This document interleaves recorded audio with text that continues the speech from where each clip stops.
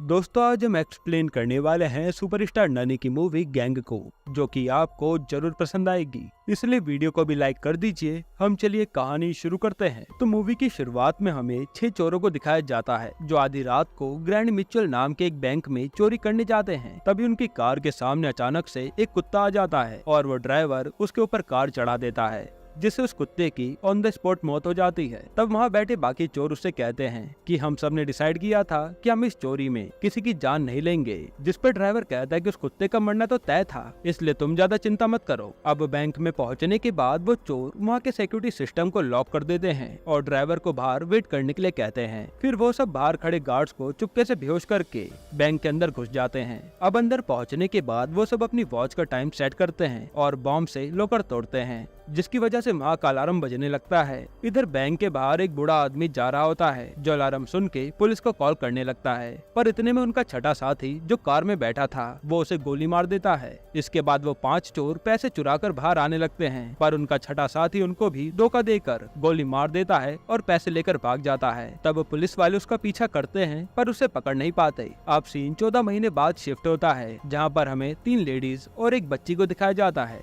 जिनका नाम चीनू, प्रिया, स्वाति और वारा लक्ष्मी होता है। यहाँ चीनू बोल नहीं पाती। अब इन सबके पास एक लेटर आता है जिसमें लिखा होता है कि आपने एक गिफ्ट जीता है, जिसको लेने के लिए आपको इस एड्रेस पर आना होगा। तब वो सब अपने घर से निकलकर उसी एड्रेस पर पहुंच जाती हैं, जहां हमें पता चलता है कि उन सबको एक ही एड्रेस पर बुलाया गया होता है। फिर अंदर से एक सरस्वती नाम की बूढ़ी औरत गेट खोलती है, जिसके बाद वो औरत उन्हें सच बताती है कि यहाँ कोई ऐसा गिफ्ट नहीं है, मैंने तुम्हें इसके बहाने से यहाँ बुलाया है। जहाँ हमें पता चलता है कि साल भर पहले हुई चोरी में सरस्वती का पोता जगन मारा गया था। साथ ही उसी चोरी में वारा लक्ष्मी का बेटा राजा राम, प्रिया का मंगेतर अविनाश, स्वाति का भाई कार्तिक और चीनू के पापा भरमन की मौत हुई थी। अब ये लोग वही होते हैं जो चोरी करने गए थे और उनके साथी ने धोखा देकर उन्हें मारा था, जिसके बाद वो सब अकेली पड़ गई थी और कोई उनका ध्यान रखने वाला नहीं था। अब सरस्वती दादी उन्हें अपने पोते और सबका बदला लेने के लिए कहती है, जिसके लिए पहले तो सब मना कर देती हैं, क्योंकि उन्हें लग रहा था कि हम औरतें क्या ही कर पाएंगी। पर चीनू अपने पापा का बदला लेने के लिए मान जाती है,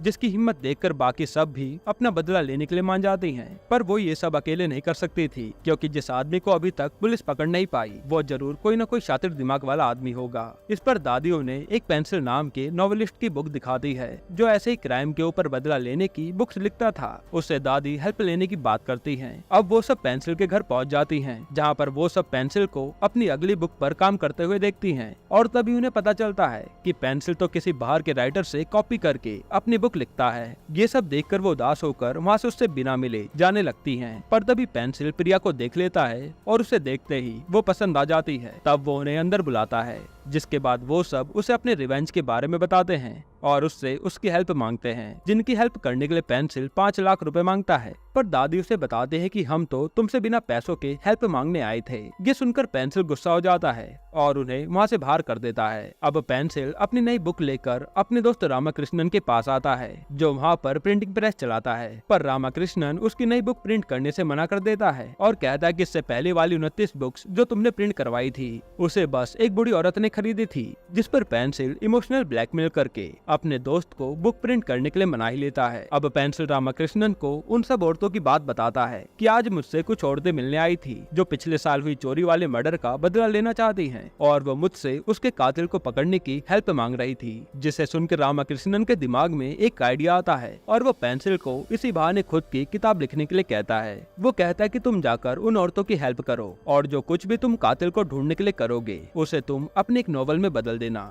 जिस पर रामाकृष्णन अपना पैसा लगाने के लिए भी रेडी था, क्योंकि रियल इंसिडेंट पर बुक्स बिकती जरूर है। ये सुनने के बाद अब प्रिंसिपल उन औरतों को ढूंढते हुए उनके घर पहुंच जाता है और उनकी हेल्प करने के लिए कहता है, जिसके बाद वो सब पेंसिल के घर शिफ्ट हो जाते हैं और कातिल को पकड़ने के क्लू ढूंढते हैं। अब पेंसिल किसी तरह उस केस से रिलेटेड इन्फॉर्मेशन पुलिस से निकालता है, पर उससे उन्हें कुछ भी पता नहीं चलता। फिर पेंसिल सभी के साथ मिलकर शुरुआत से क्लू ढूंढना शुरू करता है और तभी पेंसिल की नजर उन मरे लोगों के हाथ पर जाती है, जहाँ उसे सबके हाथों पर स्टॉप वॉच पहनी दिखती है। यहाँ उसे पहला हिंट मिलता है कि अलार्म बजने से 18 मिनट बाद पुलिस वहाँ आई थी और इसी बीच उन्होंने 14 फ्लोर से 300 करोड़ रुपए चुरा लिए, और इसके लिए उन्होंने कोई 14 फ्लोर की बिल्डिंग से प्रैक्टिस भी जरूर की होगी ताकि वो जल्दी से ऊपर नीचे कर सकें, और स्टॉप वॉच इसलिए थी ताकि वो इतने कम टाइम में वहाँ से भाग जाएं। जिसके बाद पेंसिल वहाँ की 14 या फिर उससे ज्यादा फ्लोर की बिल्डिंग को ढूंढता है। और कमाल की बात तो ये थी कि पेंसिल वो सारी बात अपनी नॉवल में लिख के आगे होने वाली प्रॉब्लम का अंदाजा भी लगा लेता था,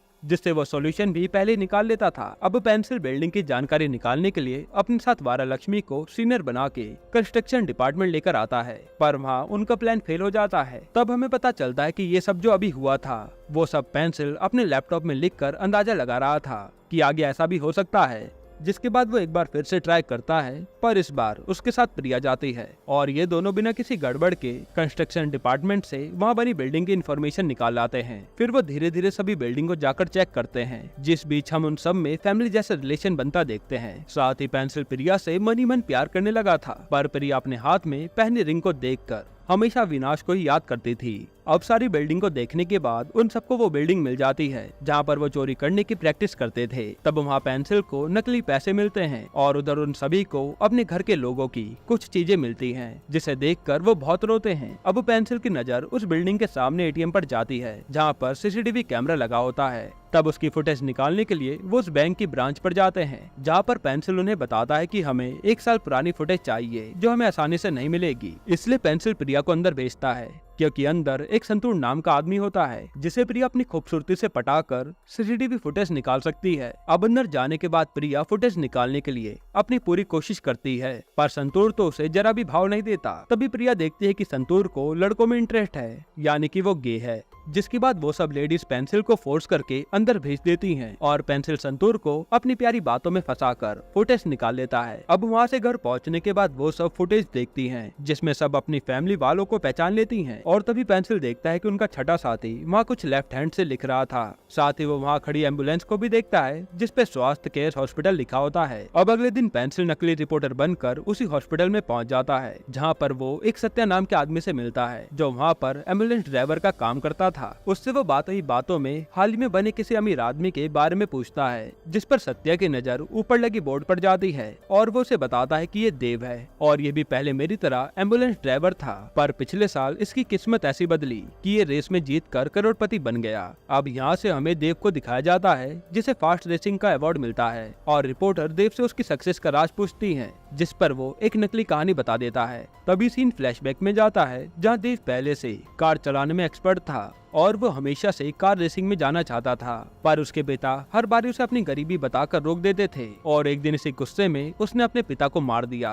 अब सीन प्रेजेंट में आता है जहाँ पर पेंसिल अपने साथियों को लेकर रेसिंग वाली जगह पर आ रखा था, जिसके बाद पेंसिल कातिल को कंफर्म करने के लिए अपनी शर्ट पर देव के साइन करवाता है और देव कॉल पे बात करते वक्त लेफ्ट हैंड से साइन कर देता है और वो पेंसिल की तरफ देखता तक नहीं, जिससे पेंसिल और उन सबको कंफर्म हो जाता है कि उनका छठा साथी देव ही था। अब अगले दिन पेंसिल और उन सब लेडीज को पता चलता है कि आज चीनू का बर्थडे है, जिसके बाद वो अपना थोड़ी देर के लिए बदला भूल जाते हैं और चीनू के पापा की तरह उसका बर्थडे सेलिब्रेट करते हैं। साथ ही ये उसे एक साइकिल भी गिफ्ट करते हैं। यहाँ हमें उन सबको देखकर पता चलता है कि ये तो एक पूरी फैमिली की तरह बनते जा रहे हैं। इधर पेंसिल और प्रिया चीनू के लिए डॉक्टर के पास जाते हैं और वो उन्हें बताते हैं कि चीनू को अपने पापा के जाने का शौक लगा है और उसकी आवाज हम वापस ला सकते हैं, जो सुनकर इन्हें तसल्ली होती है। अब रात को पेंसिल और वो सब लेडीज कार में बैठकर देव के घर के बाहर होते हैं और तभी देव अपनी कार से उसी बिल्डिंग में जाता है जहाँ पर वो सब प्रैक्टिस किया करते थे, लेकिन वो तो 14 फ्लोर की जगह 15 फ्लोर में जाता है। फिर देव के वहाँ से चले जाने के बाद पेंसिल और वो सब वहाँ पहुँचकर सारी जगह देखने लगते हैं। तभी पेंसिल की नजर एक कॉलम पर पड़ती है जो वहाँ पर एक्स्ट्रा बना होता है और यही उन्हें एक और क्लू मिलता है, जो बैंक से चुराए हुए पैसे होते हैं वो देव ने उसी बिल्डिंग में छुपाए थे। अब अगले दिन हम देव को देखते हैं जो अपने न्यू एडवर्टाइजमेंट के लिए अपने ऑफिस जा रहा होता है और रास्ते में वहाँ जाम लग जाता है, जिस बीच पेंसिल अपने फेस पर मास्क लगाकर देव की कार पर 1 साल पुराना न्यूज़पेपर रख जाता है, जिस पर वही न्यूज छपी थी जिसमें उस चोरी के बारे में लिखा होता है। अब देव उस न्यूज़पेपर को देखकर बहुत घबराने लगता है और उसे समझ आता है कि जरूर कोई उसके बारे में सब जानता है। तब उसके साथ बैठा आदमी अखबार किसने रखा ये देखने जाता है, पर वहाँ उसे कोई नहीं मिलता। अब देव अपने एडवर्टाइजमेंट के लिए पहुंच जाता है जहाँ प्रिया और पेंसिल उसके ऐड के साथ कुछ छेड़छाड़ कर देते हैं और जैसे ऐड शुरू होता है उसमें बिल्डिंग की वीडियो शुरू हो जाती है जिसमें वो सब प्रैक्टिस किया करते थे। इससे अब देव को पूरा यकीन हो जाता है कि हाँ उसे कोई ब्लैकमेल कर रहा है इसलिए वो वहाँ से अपनी कार में वापस आने लगता है। तब उसे अपनी कार में वही नकली पैसे मिलते हैं जिससे वो प्रैक्टिस करते थे। तो देव पैसे देखकर तेजी से उसी बिल्डिंग में जाकर अपने पैसे देखता है, पर वहाँ पर तो कोई भी पैसा नहीं होता, जो देखकर उसके होश उड़ जाते हैं। फिर तभी देव की नजर सामने वाली बिल्डिंग पर जाती है, जहाँ पर वो देखता है कि कोई उस पर नजर रख रहा है, जिन्हें देखने के बाद वो वहाँ से निकलकर सीधा सामने वाली बिल्डिंग पे जाने लगता है। इधर पेंसिल समझ जाता है कि देव हमें यहीं पर पकड़ने आ रहा है, इसलिए वो अपनी साथी को लेकर नीचे लिफ्ट में जाने लगता है, पर जगह न होने की वजह से वो उन सबको भेजकर खुद स्टेयर से आता है। और जब देव कार से उस बिल्डिंग में पहुंचता है तो वहाँ की बिजली की लाइन ही तोड़ देता है, जिससे वो लेडीज लिफ्ट में ही फंस जाती हैं। फिर अंदर आने के बाद देव उन सबको ढूंढने लगता है और तभी पेंसिल वहाँ का फायर अलार्म बजा देता है, जिससे वहाँ के सभी लोग बाहर आ जाते हैं। इधर लिफ्ट में चीनू सफोकेशन की वजह से बेहोश हो जाती है और पेंसिल जैसे तैसे करके उन सभी को निकाल कर वहाँ से भाग जाता है। अब घर पहुँचने के बाद पेंसिल जल्दी से डॉक्टर को बुलाता है और डॉक्टर उन्हें बताते हैं कि लिफ्ट में फंसने की वजह से उसकी तबीयत खराब हो गई थी। तब चीनू की ऐसी हालत देखकर सरस्वती दादी देव को बदला लेने से मना कर देती हैं। और तभी वारा लक्ष्मी भी कहती है कि जिन्होंने हमारे बारे में ना सोचकर चोरी करनी चाहिए, उनके लिए हमें बदला क्यों ही लेना, वो तो अब वापस नहीं आने वाले। जिस पर पेंसिल उन्हें एक सच बताता है कि जब वो स्वास्थ्य केयर हॉस्पिटल गया था तब उसे पता चला कि आपके रिलेटिव जिसने चोरी की थी उन सभी लोगों को कैंसर था, और अगर वो चोरी ना भी करते तो भी उनकी मौत पक्की थी। और उसी टेंशन में उन पांचों ने देव को लेकर पैसे चुराने का सोचा, क्योंकि देव कार तेजी से चलाता था और इससे उन्हें भागने में आसानी होती, और वो ये चोरी के पैसे आप सबको देना चाहते थे ताकि उनके जाने के बाद आप लोग खुशी से रह सकें। इस पर प्रिया पूछती है कि ये बात तुमने पहले क्यों नहीं बताई। तब पेंसिल बताता है कि वो नहीं चाहते थे कि तुम सबको उनके कैंसर वाली बात पता चले, और इसलिए मैंने ये बात छुपाई थी। जिस पर वो उससे पूछते हैं कि अब ये बात क्यों बता रहे हो। तो पेंसिल उन्हें कहता है कि तुम सब बदला लेने से मना कर रहे हो, जिसके बाद तुम यहाँ नहीं रुकोगे और मेरा घर खाली हो जाएगा, और मैंने तो तुम सबको अपनी फैमिली जैसा मान लिया है। जो सुनकर वो लेडीज रोने लग जाती हैं। तभी पेंसिल देखता है कि प्रिया अभी भी अविनाश की रिंग देख रही है। फिर चीनू उड़ जाती है और अपना बदला लेने का इशारा करती है, जिसके बाद वो फिर से अपना बदला लेने के लिए तैयार हो जाते हैं। वहीं दूसरी तरफ देव को पता चल जाता है कि उसके पीछे 5 लेडीज और एक जेंट्स है। तभी देव को ऐड के बीच में चली वीडियो याद आती है, जिसे बिल्डिंग के सामने से रिकॉर्ड किया गया था। अब उस बिल्डिंग पर पहुंचने के बाद देव वहाँ के एटीएम को देखता है, जिसके बाद वो वहाँ उस ब्रांच में पहुंचकर उन सबकी फुटेज निकाल लेता है। फिर जब उसे उन सबके फेस दिख जाते हैं तो वो उनके घर का एड्रेस निकाल कर वहाँ पहुँच जाता है, जहाँ पहुँचने के बाद वो सबको गोली मार देता है। और जैसे वो प्रिया को मारने लगता है तो सीन यहाँ पर कट हो जाता है। तब हमें पता चलता है कि ये सब जो अभी हुआ था वो सब पेंसिल अपने लैपटॉप में लिखकर अंदाजा लगा रहा था कि आगे ऐसा भी हो सकता है। जिसके बाद पेंसिल उसी ब्रांच में जाता है और वो संतूर के आगे पहले की तरह एक्टिंग करता है, और फिर वो उसे उस दिन की रिकॉर्डिंग डिलीट करने के लिए कहता है जिस दिन वो यहाँ आए थे। जिस पर संतूर उसे बताता है कि वो रिकॉर्डिंग उसने पहले ही डिलीट कर दी थी, क्योंकि उसमें तुम और मैं दोनों साथ में थे। पर तभी वहाँ पर देव आ जाता है, और जैसे ही वो अंदर आता है तब पेंसिल संतूर को छुपाकर देव के सामने वहाँ का ऑफिसर बन जाता है। जिसके बाद देव उससे उस दिन की फुटेज निकालने को कहता है जिस दिन वो यहाँ आए थे।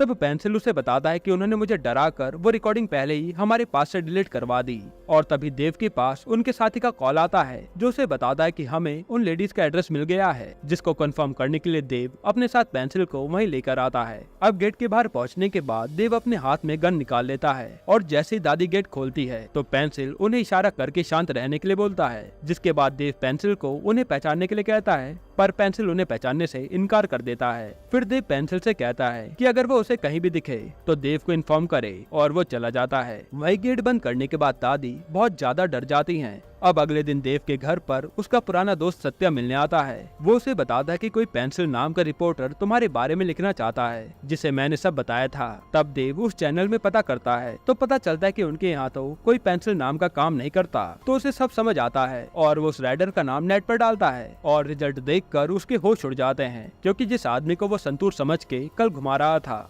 उसी ने उसके पैसे चुराए थे। वहीं दूसरी तरफ पेंसिल और बाकी सब चीनू के स्कूल फंक्शन में जा रहे होते हैं, पर दादी वहाँ जाने से मना कर देती हैं और कहते कि मेरी तबीयत खराब है। जिसके बाद वो सब वहाँ चीनू के स्कूल में चले जाते हैं। अब फंक्शन के बीच पेंसिल को देव का कॉल आता है और वो उसको पैसे चुराने के लिए थैंक यू बोलता है। साथ ही वो उसे बताता है कि मैंने अब पुलिस को इन्फॉर्म कर दिया है और वो थोड़ी देर में तुम्हारे घर पर आती ही होगी। जिसके बाद 1 साल पहले हुई चोरी का इल्जाम तेरे और उन लेडीज पर आएगा। ये सुनते ही पेंसिल फंक्शन छोड़कर जल्दी से घर जाने लगता है और रास्ते में अपने दोस्त रामाकृष्णन को कॉल करके वहाँ से पैसा हटाने के लिए कहता है। अब यहाँ घर पर पहुँचने के बाद पुलिस को वहाँ पर कुछ भी नहीं मिलता और फिर वो वहाँ से चली जाती हैं। तभी वहाँ रामाकृष्णन आता है जिसे पेंसिल उसकी हेल्प करने के लिए थैंक यू बोलता है। तो रामाकृष्णन बताता है कि मैं तो अभी आया हूँ, और पेंसिल देखता है कि यहाँ तो ना तो दादी है और न ही पैसे। तभी उसकी नजर सामने जली फोटो पर जाती है जिसमें दादी के बेटे पर क्रिश्चियन का साइन बना होता है। जिसके बाद पेंसिल जल्दी से जगन की रिपोर्ट देखता है जिसमें उसका रिलीजन क्रिश्चियन होता है, पर दादी तो एक हिंदू थी